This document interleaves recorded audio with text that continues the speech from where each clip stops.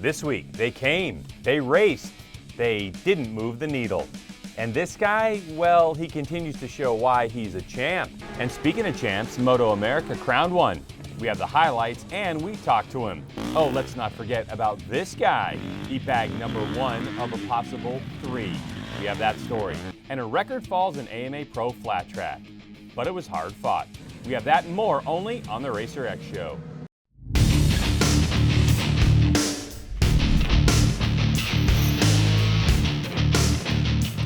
Hello and thanks for checking out the RacerX Show. I'm Greg. MotoGP raced up Brno and the championship is all tied up. Plus, Ricky Carmichael versus Tim Ferry versus Kevin Windham. Yeah, we have that information. And your last chance to win a 450. We've got a lot to do, so let's go. The RacerX Show with Greg White is being presented by Acerbis, Soul and Passion, and by Yoshimura, the leader in performance exhausts. We're kicking things off with a motocross segment presented by Acerbis, where it was expected that Red Bull KTM's Ryan Dungey would wrap up the national championship a race early. And it was also expected that we would have a clear favorite for the 250 championship once we left Miller Motorsports Park. Well, 1 out of 2 ain't bad. Here's Jason Wygant and Grant Langston with the story. Not far from the Great Salt Lake and the Bonneville Salt Flats. Speed of a different kind today. It's the next to last round of the Lucas Oil Pro Motocross Championship, sanctioned by AMA Pro Racing and the Zions Bank Utah National. Jeremy Martin gets caught up. You'll see him on the left side of your screen. Your championship leader on the number 1. Joey Savacci goes down. That ignites a pile up. And Martin is slowed drastically. He was about 30th on the first lap. And he'd be in comeback mode for the rest of this one. Marvin Musquin, the other rider battling for the title, he had to go from 11th. So he was in a comeback situation as well. Here he passes R.J. Hampshire for the lead. But watch the 17 of Cooper Webb trying to follow him through. Webb wants to steal the moto win away from Musquin and help his teammate Martin gain some points. But Webb makes one mistake here, and it was costly. Got the bike buried in this soft dirt in the inside, and that would allow Musquin to get away and go on, take the moto win. Here's Martin trying to do work. He got him in the top 10, then he's moving up into the top 5. Big crash for Jesse Nelson, who luckily got up okay to finish 11th. That would put Martin into 4th. Final turn, Musquin's going to win the moto, and that will be enough to give him the points lead. He was down 2 by Martin coming into this one. You cannot believe what happened. This is the last turn of the race. That's Martin, who's running 4th. And then watch the right side of the screen. 3rd place, R.J. Hampshire crashes about, what, 30 feet from the finish line? Maybe 50 feet? And there goes Martin by to inherit 3rd and gain 2 points. An absolute gift for the champion. And heartbreak for Hampshire. Man, that's a tough one. Would have had his first podium finish in a moto. It was crazy. We had a start, and Jeremy Martin led, and there was a crash, so they red flag restarted it. Marvin Musquin took the lead second time around, and Cooper Webb leaped by him to take the lead in 17. Yeah, Webb was on fire at the beginning of the race, and then it was Jeremy Martin's turn. This is huge for the points battle. You see Musquin makes a little mistake, does not get all the way over that jump, and Jeremy Martin goes the long way around, takes that position. So this makes things interesting because now the points are basically tied, but Jeremy Martin is not done there. Cooper Webb knows it's his teammate, has a look over, makes it very easy on him, but more importantly, stays between him and Musquin. But Martin takes the win and the overall. The points coming in, Musquin 2 down, they lead. He's 2 down. See that right there? Martin says, hey Webb, thanks man for making my life easy. There it is. Martin and Musquin tied for the points today, but the tiebreaker is the second moto. Look at that, the way we came in, 2 points. And by the way, Savacci and Osborne, look at that little battle for 3rd. There's probably some bonus money for the teams on the line for them, so they'll slug it out at our next race.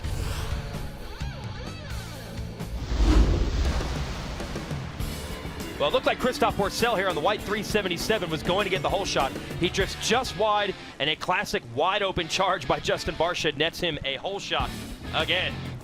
But he had Ken Roczen right behind him. Roczen and Dungey battling for 2nd and 3rd, and then Roczen would go after Barcia for the number 1 spot. Yeah, Barcia had the lead, but it seemed like once a couple of the top guys got around him, never was able to rebound. There you see Roczen takes the lead, and he started stretching it out immediately. Dungey has to get around Roczen here for the lead, which he does late in the moto, and after that, Dungey would then start easing out the gap. Yep, he didn't need to win the moto to win the title, but every time he lines up, he wants to win. Good effort by Roczen, but he'd end up finishing second, and that moto victory clinches the championship for Dungey. Here are results from this moto season best for Brock Tickle. Yeah, good for him. Yeah, That's awesome to see. Absolutely. So the Soaring Eagle Jimmy John Suzuki team has to be happy. Second and third. Baggett fourth, another Suzuki rider. Barsha fifth, probably not going to be happy with that considering he led early. Anderson, Kennard, Grant, Porcel, and Wilson round out the top 10. Nicoletti gets the early lead. Right behind him is Roczen. Now Roczen, he knows the goal. Get around Nicoletti and try to get away from the field. He makes a quick pass here on the 46 and did open up at one point a 4-second advantage over Dungey. Dungey, meanwhile, is dealing with Justin Barsha, who's gotten around Nicoletti for second. Makes the move on the 51. And you see Roczen not too far up ahead, and they went at it. About 5 laps of battling. One little error from Roczen is what Dungey needed to finally seal him off. Gets on the right side of the track to the left and takes over the lead. And your rest of the second motor results: Barsha third, Baggett a good charge from the back for fourth, Wilson fifth. Good sign for him coming back from the knee injury, yeah. Kennard, Tickle, Grant, Porcel, and Nicoletti hangs on for a top 10. So that's your second moto results. Dungey's lead insurmountable, but only a 5-point edge now for Barsha over Roczen. So they're going to slug it out for second at our final race 1 week from now in Indiana. Congratulations to Ryan Dungey and the Red Bull KTM team. His third Lucas Oil Pro Motocross Championship. Only the great RC has more. That is something special.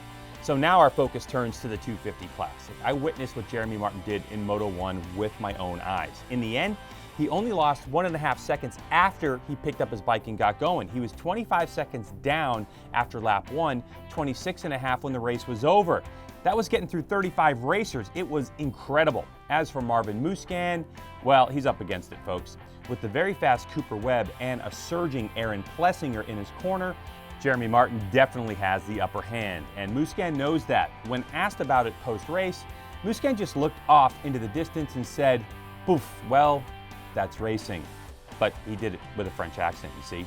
This one is going to be fun to watch, and this is how you do it. Saturday, catch Pro Moto live on MAV TV for the first motos, 1 p.m. East, and then on NBCSN, a slight delay for the second motos. 11:30 p.m. East is the start time. Come on, it's Saturday night. You can stay up and watch. I know you want to. Now on to the next crop of Ryan Dungeys and Ricky Carmichaels. They come from the Rocky Mountain ATV MC AMA Amateur National Championship from Loretta Lynn's Ranch, presented by AMSOIL. We call it Loretta's. And one class to keep an eye on for the next big names in the sport is 450A. So here are some highlights from this year's motos. 3 motos over 5 days make up the national championship, and that is a great opportunity for racers to get it right or wrong. Last year in this class, Jesse Wentland won his second national 450A championship that got him the RSR Star Cycle Honda Pro Ride for this year. So someone's paying attention. Number 69 is Tristan Charbonneau on the Honda. Charbonneau is no stranger to winning at Loretta's. Last year he won both 250A and 450B titles. And when Moto 1 was over, he took the win ahead of some big names in the amateur rankings. Number 57, Darian Sinai. Number 19, Bradley Taft, with Benny Bloss fourth. With better gate picks for Moto 2, the favorites all lined up ready to go. Throw in 2014 450B Limited Champ 84 Lorenzo Lacrucio into the mix, and the usual suspects were in the hunt. But when the 20-minute moto was over, it was Nixa, Missouri's own Bradley Taft with the win. Charbonneau second, Sinai third, Lacrucio fourth, and Bloss in fifth spot. With Moto 3 underway, it initially looked like it would come down to Charbonneau, Taft, Sinai battle for the title. But disaster for Charbonneau when he had bike problems. He would DNF and slip all the way back to 14th in the overall. But from 8th in Moto 1 and 10th in Moto 2, it was number 87, Josh Osby on the KTM out front. The Valparaiso, Indiana rider would take the checkered flag first with a solid Moto 3 victory. Behind him came Taft, then Bloss. But we have to go to the results to see how it all panned out. The overall goes to Bradley Taft, his second national title, 3-1-2, the only rider to finish on the podium in every moto. Sanai's 6th in Moto 3 got him 2nd overall. So you say you want a brand new 450? Well, here's your chance. Yep, you can pick up a Honda, Husqvarna, Kawasaki, KTM, Suzuki, or Yamaha, and all the proceeds go towards funding the Asterix Mobile Medical Center. How? Easy. Head to wina450.com and purchase all the raffle tickets your heart desires. But you got to do it this week before August 21st. The winner is going to be picked on Saturday the 22nd at the 2015 Bud Light Ironman National in Crawfordsville, Indiana. This is your last chance. The winner doesn't need to be present to claim the prize. So what are you waiting for? Right now, go to wina450.com, get your raffle tickets, and help support the Asterix Mobile Medical Center today. And that is our motocross segment, brought to you by Acherbys. Okay, now it's time for our road race segment presented by Yoshimura. We turn our attention to the smaller displacement super sport class of Moto America, the class that feeds the Superbike ranks and eventually World Superbike or MotoGP. Indianapolis Motor Speedway was the site for round 8 of the Moto America Championship. Situation: if number 2 Wheels in Motion Mean Yamaha's Josh Herrin crashed out, the championship would go to number 95 Yamalube Yes Graves Yamaha's JD Beach. And after a lap 11 red flag, with Herrin leading the way, the restart would prove very different. With JD getting the whole shot and Herrin behind, you could see Herrin searching for rear-end traction. And then, blammo, he goes down. He'd eventually be okay, put the chain back on the bike and finish 13th. With only 6 laps to complete in this race, it came down to these 3. Beach. Number 50 is Bobby Fong on the latest Triumph. Number 31, Garrett Gerloff, JD's teammate. JD would eventually let those guys go by, and for the win, a drag race to the Yard of Bricks as Gerloff holds off Fong for his 2nd Moto America victory, and he's pumped. And close behind, also pumped, your new national champion, JD Beach. Joe Roberts gets Cameron Peterson by about 1/10 of a second to lock down 4th place. But it was JD's day, with the points telling the tale, only 50 available, and 57 in the can. It's all his. And now, welcome back to the show, Moto America Super Sport Champ, JD Beach. Hey, JD, congratulations on the number 1 plate. Well deserved. It's a week later, man. Has it sunk in yet? Yeah, I don't know if it's really sunk in because I've been staying busy. I mean, I got home Monday after Indy, and Hayden Gillum and I were already back on the bicycles, and we're getting ready for Peoria, where we raced yesterday. So I mean, I think it's probably going to be after the season once I can really enjoy it, just because we still have one more round to go, and I'm a racer, and I still want to win more races. You said that you saw on your pit board only one time that Herrin was out, but he rejoined. How nerve-wracking was it the last couple of laps for you? Yeah, the last couple laps at Indy were, it was probably the hardest laps I've ever had to ride. Not like physically, but just mentally. It was hard. I mean, I saw Herrin was out just once, and I kept looking. I never look back when I'm racing, and I look back every single lap.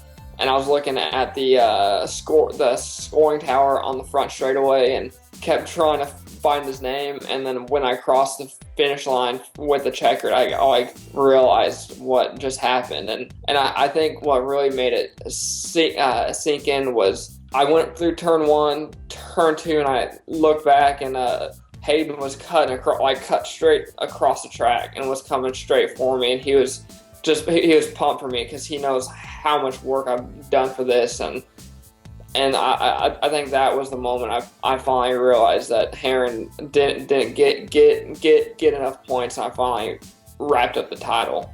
Well, JD, I'm so pumped for you. Congratulations on the Moto America Super Sport National Championship and a strong race at Peoria over the weekend. Thank you very much. All right, time for a MotoGP update from Brno. This one was simple. Movie star Yamaha's Jorge Lorenzo dominated practice, qualifying, and the race.